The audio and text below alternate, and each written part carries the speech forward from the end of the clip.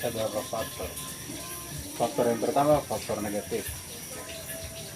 Negatifnya itu mungkin kita terbiasa ya, terbiasa dengan teknologi, akhirnya semua harus gampang.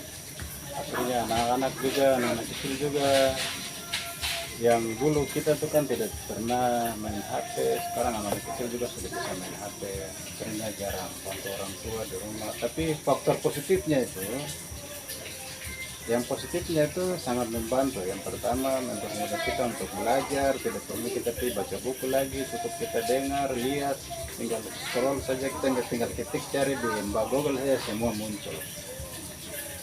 Tergantung kita saja sebagai penggunanya.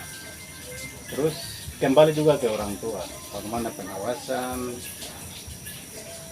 Kalau kita tidak awasi juga, itu sebenarnya itu faktor-faktor itu yang kita harus perhatikan. Sebenarnya itu pada umumnya itu sebenarnya itu sangat membantu. Teknologi itu sangat membantu. Yang pertama, kita tidak perlu lagi kita mau bunga itu dulu itu kan kita mau cari orang tua di mana misalnya posisi atau anak-anak misalnya kita mau cari teman atau informasi apa kan tidak perlu kita jalan kaki lagi, cukup kita lewat telepon, lewat Facebook, informasi. Contoh saja kita mau kasih informasi sesuatu. Dulu kita bawa undangan, sekarang kan tidak perlu bawa undangan, tinggal kita pakai WA saja, semua Facebook saja kan semua orang bisa tahu. Nah, itu mempermudah, tergantung kita saja sebenarnya. Sebenarnya teknologi itu bagus, cuman tergantung penggunaannya saja. Kalau kita pakai untuk yang negatif, pasti akan negatif. Kalau kita pakai untuk positif, pasti akan positif. Oke, terima kasih kakak. Terus kakak? Ya, baik. Teknologi informasi itu untuk dunia saat ini, kita pada generasi saya saat ini kan boleh dikatakan itu ya sudah dimanjakan lah. Seperti tadi Pak Teddy dikatakan bahwa kita tidak perlu mencari susah-susah lagi untuk mendapat informasi itu. Dengan adanya perkembangan teknologi dunia digital yang saat ini sementara lagi berkembang pesat itu, generasi sekarang khususnya anak-anak sekolah, mereka sangat mudah untuk memperoleh berbagai informasi dari dunia pendidikan maupun hiburan dan lain-lain itu. Ada dampak positifnya.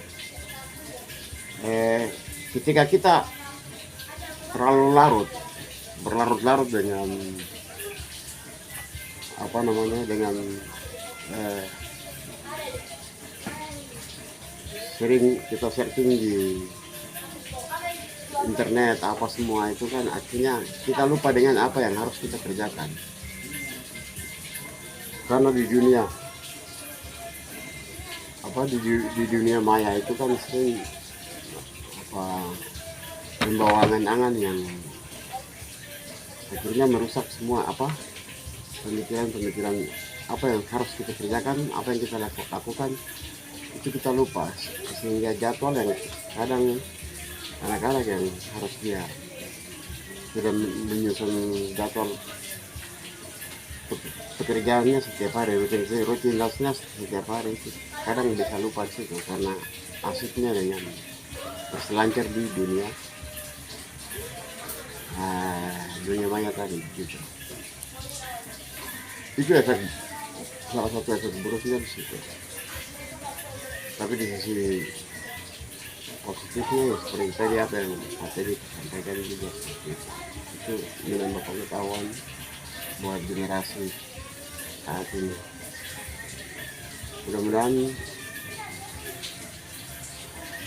orang tua juga perlu mengawasi bagaimana cara penggunaan teknologi informasi itu dengan baik. Perlu bimbingan orang tua sehingga anak-anak itu tidak salah gunakan. Saya pikir itu seperti itu. Oke, terima kasih kakak. Intinya itu mempermudah. Artinya begini, mempermudah itu maksudnya contoh saja sekarang ini kita mau buat konten misalnya, anak muda sekarang kan tren dengan konten-konten. Ada konten yang menghasilkan uang, ada juga yang disalahgunakan konten itu untuk menjelekan orang, artinya menjudge orang atau bikin ini. Makanya itu yang bilang teknologi itu, informasi itu kan ada sisi buruknya, ada sisi baiknya. Itu tergantung kita saja penggunanya seperti apa. Yang penting kita dewasa saja. Bagaimana cara penggunaannya, yang baik itu seperti apa, yang tidak baik itu seperti apa. Itu saja. Sebenarnya itu banyak manfaatnya. Misalnya kita mau pergi lagi sekarang, kalau secara umum itu kita mau ke pasar, sekarang kita tidak perlu lagi pergi tunggu ojek lagi di jalan. Cukup lewat HP saja kita bisa telepon, bisa lewat aplikasi saja, mobil datang kita jalan. Atau kita mau pesan makan, cukup di rumah saja, yang penting tahu alamat, kita pesan saja, ini tiba di rumah. Nah, itu manfaat positifnya. Negatifnya juga banyak, seperti itu. Jadi tergantung kita saja bagaimana cara memanfaatkannya saja. Jadi seperti itu. Oke, terima kasih kakak. Terima kasih kakak. Kedua kakak juga terima kasih, ketiga kakak juga terima kasih. Semua daripada hasil ini kita akan dilihat dari cara pengguna, cara pengguna. Itu pertama, cara menggunakan media sosial seperti apa yang baik dan buruk. 3 poin daripada hasil ini. Kemudian dilihat dari situasi orang tua kita dahulu dan sekarang beda, situasinya jauh berbeda. Kemudian di dalam non-informasi ini tergantung daripada manusia penggunaannya seperti apa yang baik buruk itu tergantung dari pribadi. Seperti apa yang disampaikan oleh kakak bertiga tadi, hal ini semoga dapat berguna untuk teman-teman semua lain dan sebagainya. Dimanapun teman-teman berada, semoga bermanfaat dan bisa nonton dan ikuti channel kami terus. Kami akan kembali lagi. Mungkin seperti itu, terima kasih. Selamat malam.